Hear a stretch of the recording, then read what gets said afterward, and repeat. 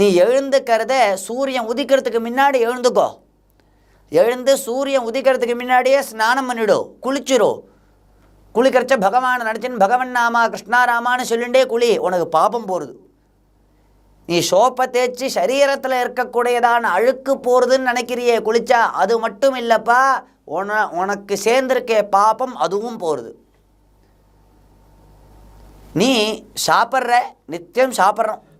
உபவாச தினத்தில் கூட யாரும் சாப்பிட்றாமல் இருக்கிறது இல்லை இந்த காலத்தில். அப்படி சாப்பிட்றியே, சாப்பாட்டை உனக்காக பண்ணி நீயே சாப்பிட்டுக்காத. நீ என்ன சாப்பிட போறியோ அதை பகவானுக்கு அர்ப்பணம் பண்ணி, பகவானுக்கு நிவேதனம் பண்ணி, அதை பகவதர்ப்பணம் பண்ணிட்டு அப்புறம் பகவத் பிரசாதமாக அதை சாப்பிடு. எவ்வளவு சாப்பிட்றியோ, என்ன சாப்பிட்றியோ சாப்பிடு, அதை சுவாமிக்கு நிவேதனம் பண்ணிட்டு சாப்பிடு. அதுவே பிரசாதமாக மாறிடும், உனக்கு புண்ணியத்தை கொடுக்கும், பாபத்தை போக்கும்.